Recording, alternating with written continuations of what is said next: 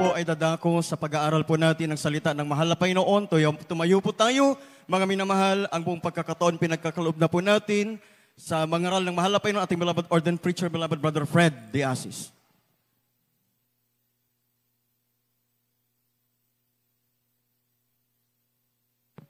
Bless you, beloved preacher, Brother Ronald Remando.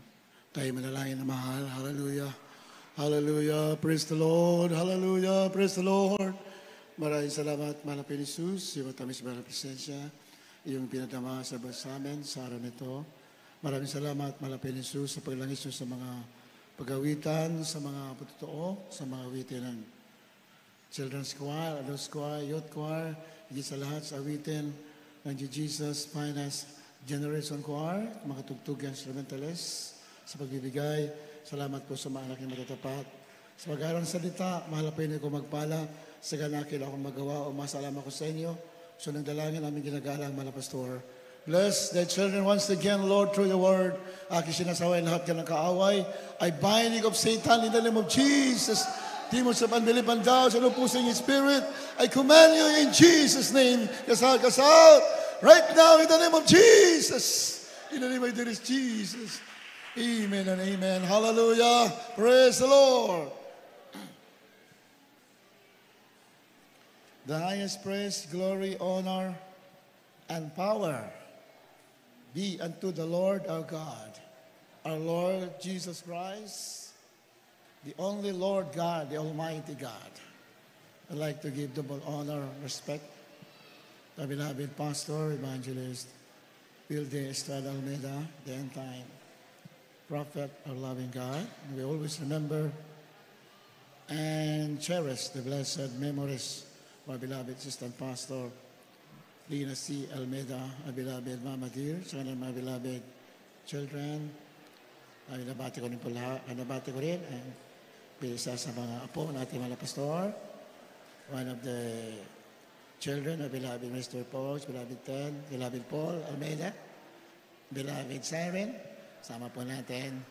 And beloved in-laws natin, beloved Minister Pauls. Hallelujah. Binabati ko rin po lahat ating beloved preachers, beloved co-workers, mga instrumentalists, choir members, ating mga webcast viewers, at sa inyo lahat, kinamahal. Magandang hapon po. Puri natin malapit noon. Kindly read Matthew chapter 24, verse 15. Then Matthew chapter 16, verse 18. Mateo 24, talata po ay 15, 16. 15. Kaya nga pagkakita ninyo ng kasuklam-suklam na paninira na sinalita sa pamamagitan ng propeta Daniel na natatayo sa dakong banal, unawain ng bumabasa. Mamaya, sundan natin. Maya konti. Matthew chapter 16, verse 18. Kung magkagayoy, sa 15. Kaya nga, pagkakita ninyo ng kasuklam-suklam na paninira na sinilita sa mamagitan ng propeta Daniel na natatayo sa dakong banal, unawain ng bumabasa. So, our topic for today is the mountain of the Lord, ang bundok ng Panginoon.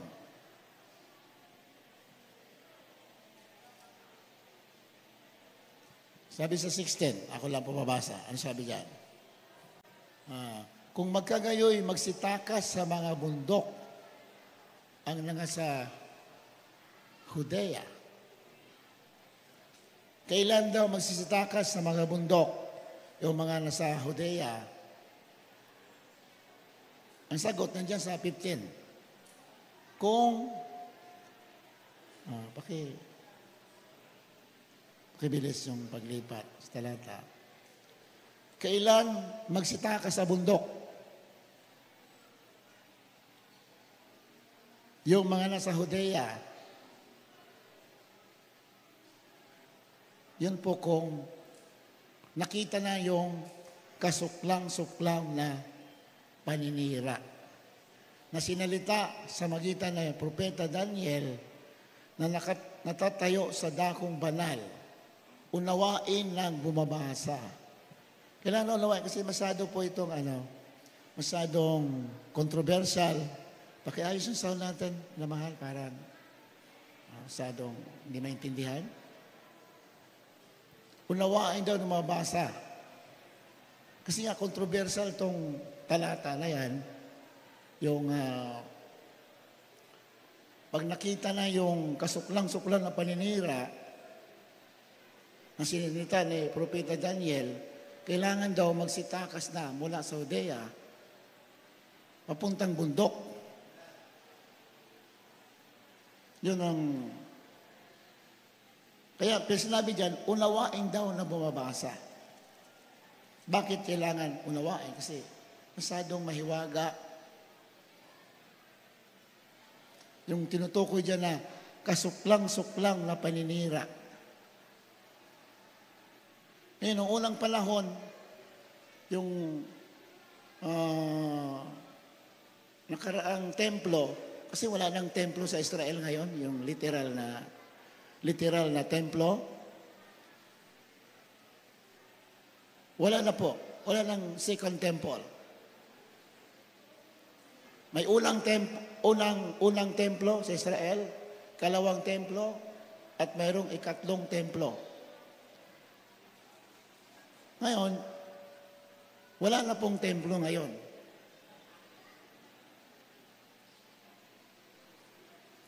Yung ikalawang templo na kung saan sinabi dyan nga Propeta Daniel, may kasuklang-suklang na paninira na sinalita ni Propeta Daniel. Yun po nangyari nung ikalawang templo. Kung saan nag-alay po doon ng baboy sa loob ng templo, yung mga Antikristo. Si Epifanes, nandiyan sa history. Bawal po yan sa templo dahil yung templo po ay banal. Amen? Ang inaalay doon ay yung mga itinalaga lamang ng Diyos na alay na para sa templo. Katulad ng mga baka, mga kambing, tupa. Yun ang inaalay doon. Binubuhos yung dugo. Pero nung pasukin ng mga Romano, nag-alay po sila ng baboy. Kaya po tinutukoy dyan na kasuklang-suklang na paninira na sinabi ni Propeta Daniel.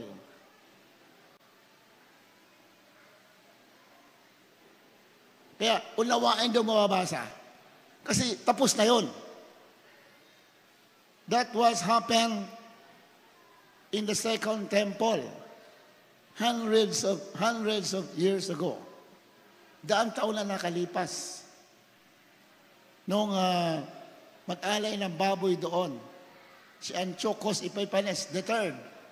Alala ko pa yung isang Romano na Roman soldier o Roman general o Roman emperor, si Antiochus Epiphanes. Mababasa niyo yan sa world history. Nag-alay ng baboy sa loob ng temple. Kaya, yun tinutukoy ni Propeta Daniel, pag mayroon ng kasuklang-suklang na paninira. Paninira kasi yun eh. Kasi yung lugar na yun, ang pwede lang ialay, yung itinalaga ng Diyos na dapat ialay.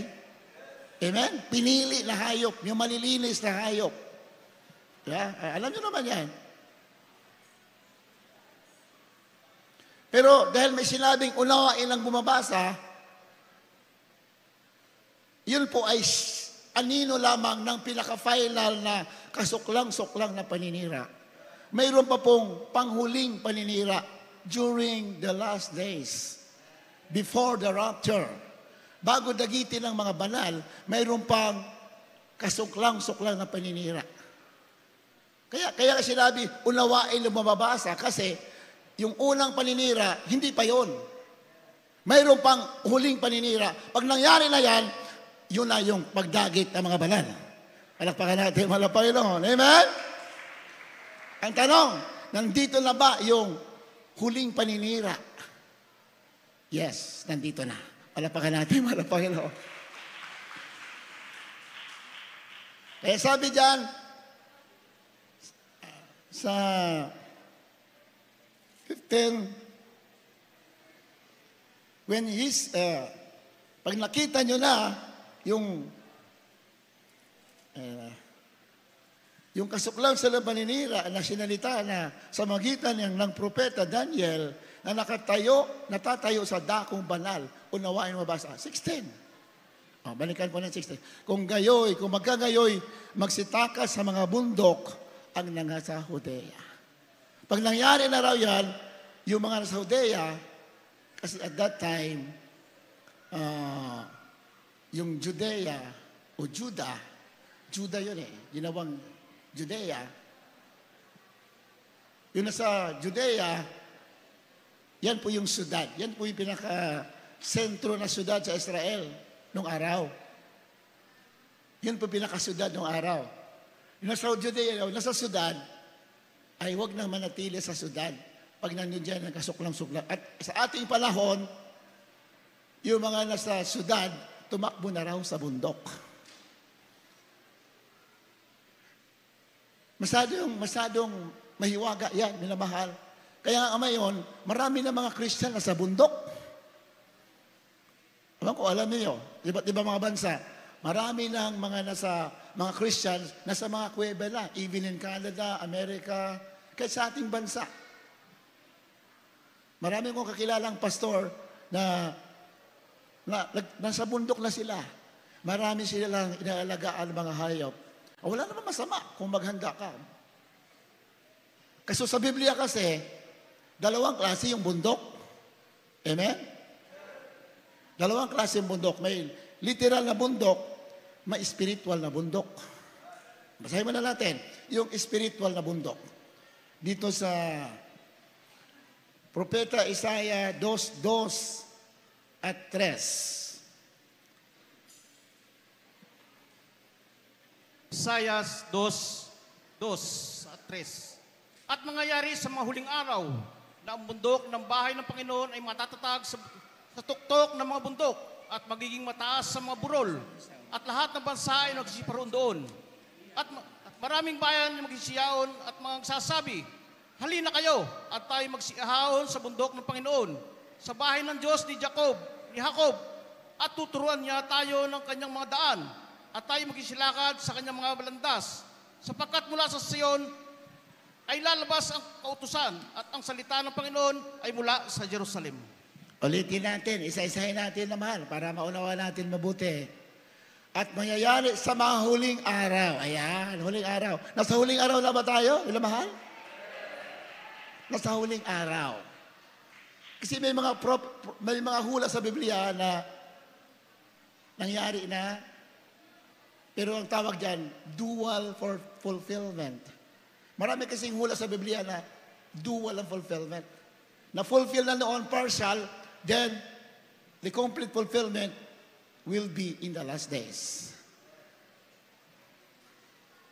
Ito, at mangyayari sa mahuling araw na ang bundok ng bahay ng Panginoon ay matatatag sa taluktok ng mga bundok at magiging mataas na mga burol at lahat ng mga bansa ay magsisiparoon doon.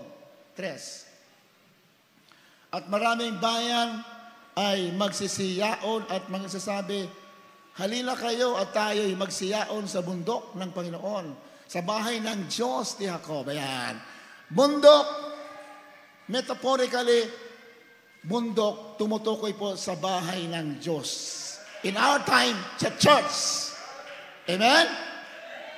Pag sinabing bahay ng Diyos, sa panahon natin, walang ibang tinutukoy, kundi iglesia ng ating mahal na Panginoon.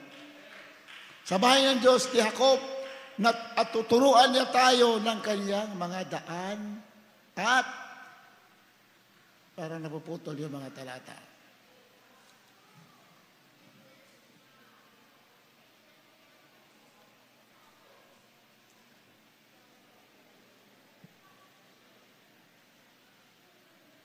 Tuturuan niya tayo ng mga daan at tayo masilakad sa kanyang mga landas. Saan ba tinuturo ang mga daan ng Diyos in our time, sa ating panahon? Saan ba tinuturo ang kalooban ng mahal na Panginoon? Saan ba? Walang iba dito sa iglesia ng ating mahal na Panginoon. Hallelujah! Praise the Lord! Kasi sa church, ang church po ay itinayo sa magitan ng kapahayagan. The church is built by revelation. Itinayo ang Diyos sa magitan ng kapahayagan. Ang totoong iglesia, itinayo sa magitan ng kapahayagan. At ang iglesia ay nagpapatuloy sa paglago. Patuloy na pinapahayagan ng Diyos hanggang sa huling araw, patuloy na pinapahayagan. Amen? Yung buhay na iglesia. Kasi may mga iglesia kasing patay. Pag ang iglesia wala nang kapahayagan, yung church, hindi na nagpapahayag ang Diyos, walang mga kapahayagan, walang revelation, walang pangungusap, ibig sabihin yan, patay na church. Pero pinagpala ka dito, ang Diyos mayroong laging nangungusap. Ibig sabihin, buhay na church. Yung patay na church, nakakatakot yan. Ibig sabihin, malamig na church, lukewarm. Lukewarm. Maligamgam ang paglilingkod. Worldly.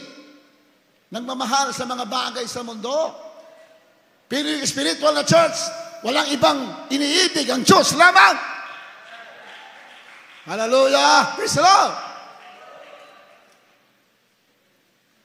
Matthew 16:18, the church is built by revelation.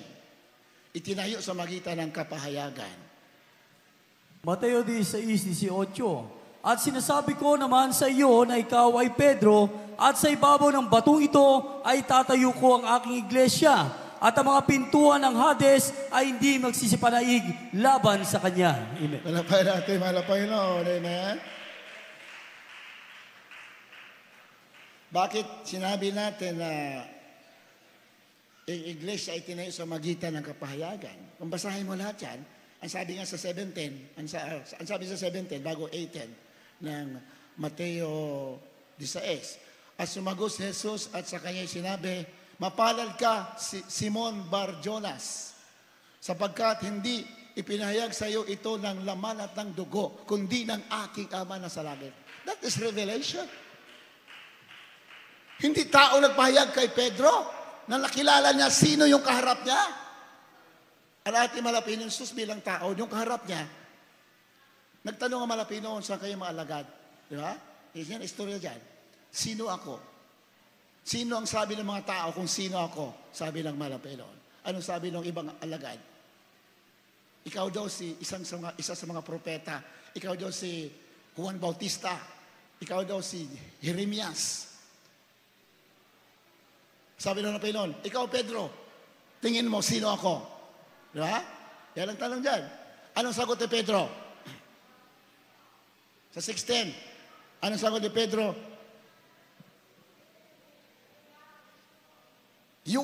Ikaw ang Kristo, ang anak ng Diyos na buhay. Yeah? Sabi si Simon Pedro at sinabi, ikaw ang Kristo, ang anak ng Diyos na buhay. Anong sabi ng Panginoon? Sa 17. At sumagot si Jesus at sa kanya sinabi, mapalad ka, Simon Bar-Jonas. Sapagkat hindi pinahayag sa iyo ito ng laman ng dugo. Hindi tao nagpahayag sa iyo niyan. Ang aking Ama na sa langit. Diyos ang nagpahayag kay Pedro. Nakilala niya yung Mesiyas. Kaya yun ang iglesia. Kaya sabi namin, itatayo ang iglesia. The church is built upon the rock of revelation. Kung ating titingnan yung essence ng chapter na yan, ang church ay tinayo sa magitan ng kapahayagan. Ang Diyos mamaya-maya nagpapahayag. Paano tayo maligaw? Although meron na tayong written word of God, we have the written word of God, but we have the Rhema, we have the living Word of God, the Spirit of Jesus Christ, laging nandyan sa church, ipapahayag. Hallelujah, amen. Magre-reveal through visions, through dreams and revelations, through still small voice. Magitan ng maliit na boses. Ang tawag sa Biblia, small voice. Then, through visions, through dreams. Joel chapter 2, nandyan yun. Ang tunong iglesia ay may kapahayagan. Pag iglesia walang kapahayagan, umiyak ka. You fast and pray. Baka mahuli ka ng kapahayagan. Hindi mo alam, rapture na pala. Hindi mo alam. Sa Biblia, bago malik ang Panginoon, i-reveal niya sa buhay na iglesia. Amen? He will reveal His word. He will speak to them through signs and wonders and through vision and through the Holy Spirit. Ganun po yan, namahal. Kaya, ito nga sinabi doon, pag nakita mo na yung karumalduman na paninira, yung mga nasa Judea, nasa syudad, pumunta na raw sa bundok. Yan tinutukoy. Kung titingnan natin sa ating huling kapanahunan, what is happening in the world today, the current events, ano nangyayari, what are the elites doing in the world, kinokontaminate nila lahat. Kahit tubig, kahit ang hangin, kinokontaminate. Hindi naman lingid sa inyong kaalaman yan, na mahal. Lahat, pati pagkain, lahat yan. Sabi ng iba, hindi alam na maraming tao, nilalason sila. Sino yung mga ginagamit ng diablo? Itong mga elite people who wants to control the world. They want to depopulate. Gusto nila maraming tao mawala. Gusto nila sila lang ang mabuhay. Hindi nila alam sila ay instrumento ni Satanas. Sabi ng Biblia, Satan comes to kill, to steal, and to destroy. Sila may gawa lahat yan. Kaya sinasabi ng Panginoon, pag nakita mo lang yung karumalduman ng paninira, tumakbo ka na sa bundok. Bakit? Masyado nang delikado sa syudad. Palapakan natin, malapay. Hallelujah! Amen? Pero sa Biblia, may spiritual na bundok. Ano yung church? Pag makaproblema na ngayon, di ba? Tindi ng problema, inamahal. Halimbawa, the war will ignite. Sabi ng iba, ang Third World War daw, pwede magsimula sa Europe and pwede rin magsimula sa West Philippine Sea. Pag nagkagulo, halimbawa, wala ka ibang tupuntahan. Pumunta ka dito sa bundok, sa church. Alapakan natin, mahal na Panginoon. Amen? Dito ka pumunta. Pag nagkakagulo na, halimbawa, magigera, matindi na yung mga nuclear weapon, kung pasabugin man yan, nandito pa tayo. O kaya, magigera na dyan sa West Philippine Sea. Ang dami ng mga US forces, hundreds of thousands, nandyan na sa bansa natin, nandito na. Ang dami mga armas na dala-dala. Sabi iba, kaunting panahon lang, digmaan na. Pag nangyari yan, walang ibang tatakbuhan. Dito sa iglesia, sa bundok ng Diyos. Hallelujah! Praise the Lord! Sigurado yan, yun na mahal. Bago lumala yan, yun na mahal. Sigurado yan. Yung nagsasama-sama na iglesia, yan po ang sasalubong sa ating mahal na Panginoon. Basa. Basa. Gawa 1:9 hanggang 14.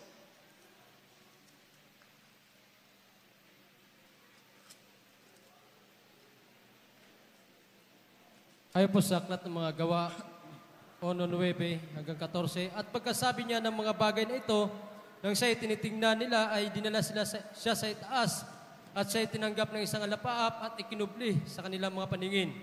At samantalang tinitigan nila ang langit, habang sila lumalayo, narito may dalawang lalaking nakatayo sa tabi nila na may puting damit, na nangagsasabi naman, kayong mga lalaking taga Galilea, bakit kayo nangatatayong tumitingin sa langit?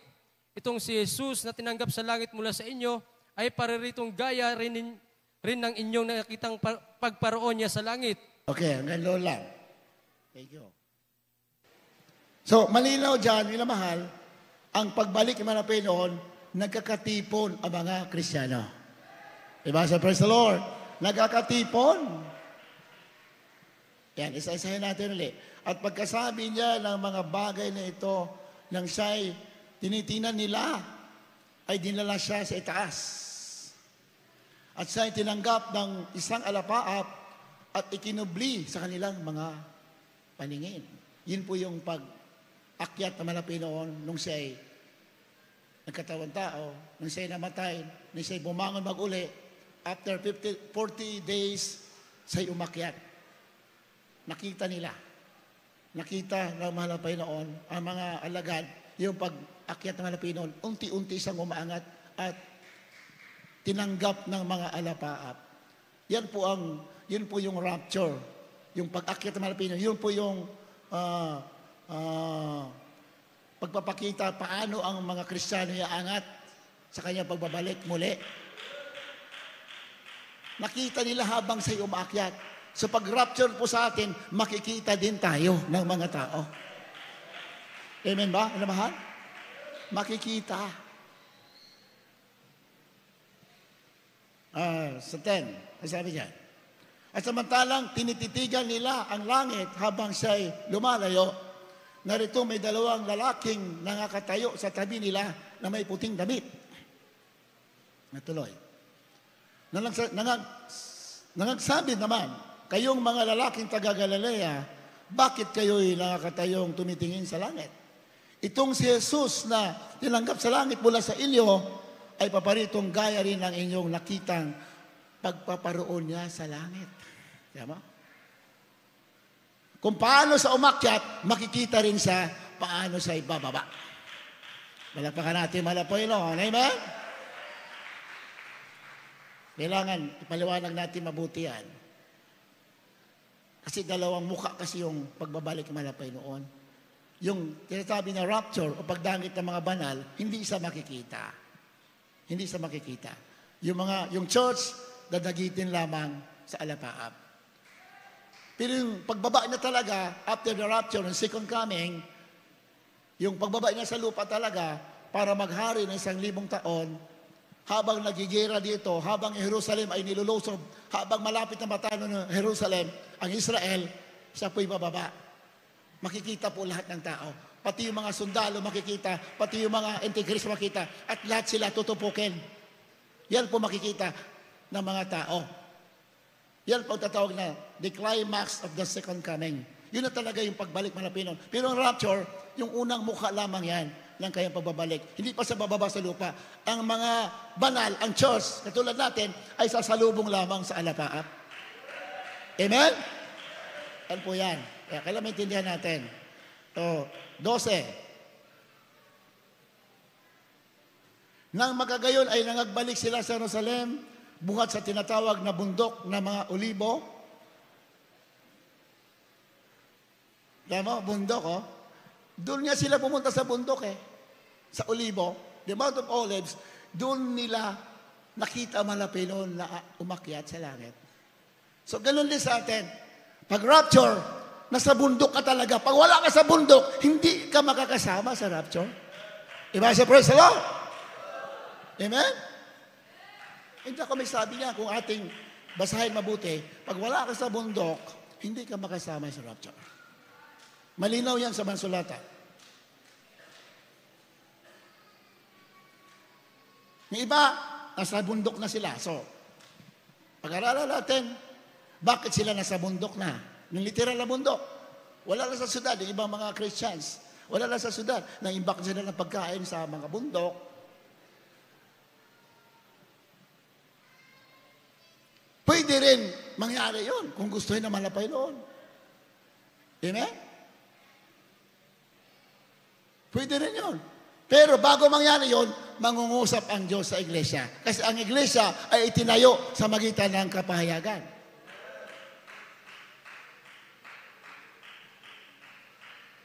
Mangungusap yan. True, beloved pastor, mangungusap ang mahal na Panginoon. Palapakan natin, mahal na Panginoon. Amen?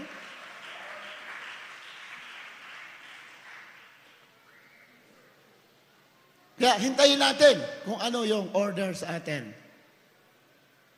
Kung hindi man tayo pumunta sa literal na bundok, dito, sa spiritual na bundok, ligtas ka rito, pumunta ka kung ano man mangyari sa bundok. Amen?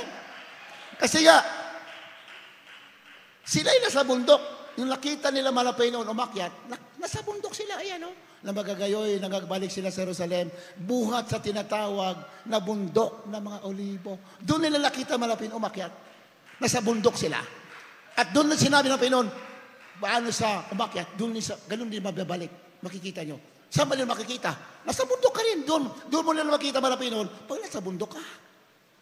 Sa Biblia kasi, katulad ng binasa natin sa Isaiah 2:2, ang church ay symbolic sa mountain. The church is symbolic to a mountain. Diba? Ang church kasi, tulad ng bundok, nasa mataas na dako. Mataas. We are above the world. The church is above the system of the world. Mas mataas ka sa sistema ng mundo. Your standard is higher than the standard of the world. Kaya dapat mahalin mo ang bundok. Dapat dito ka sa bundok. Ito ang tunay mong tahanan. Because the mountain of the Lord is higher than all the mountains of the world. Mas mataas sa lahat ng mga syudad. Sa mga, kahit anong magagandang syudad yan, mas mataas pa rin ang iglesia. Nangingibabaw ang iglesia. Minamahal na ating mga Panginoon. Dahil yung mga kagandahan ng mga bansa dito ay pansamantala. Lahat yan mawawasak. Pero ang iglesia ng Diyos hindi mawawasak. Mananatili. Hallelujah! Praise the Lord! Ayan. 13. Ano sabi niya? At nang sila ay magsipasok sa bayan, ay nagsiakyat sila sa silid sa itaas na kinatitirahan nila.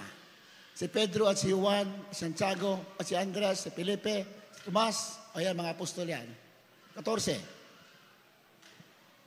At lahat naman ito'y nagsipanatiling matibay na nagkakaisa sa pananalangin. Palapakan natin, palapakan. Bakit kailangan mong pumunta sa mataas na dako? O bakit kailangan nandito ka sa church? Before the rapture will take place, why the Lord wants you to be here in the church? Bakit? Para makipagkaisa ka sa pananalangin. Palapakan natin, malapelo. Nakikipagkaisa ka sa paglilingkod, sa pagpupuri. Dahil yung mga nagpupuri lamang, naglilingkod, nagsama-sama, yun lang ang dalagitin din. Yun lang, doon lang tayo magiging perfect, magiging karapat-dapat sa pagsalubong sa ating malapelo. Pag nandiyan ka sa world, sa mundo, sa mga pita ng kamunduhan, may iwan ka sa rapture. Kaya ang malapelo, bago sa bumalik, sisiguraduhin niya na iipunin niya ang mga anak ng Diyos. Bakit? Dito ka lang mahugasan. Dito ka lang malilinis. Hallelujah! Praise the Lord!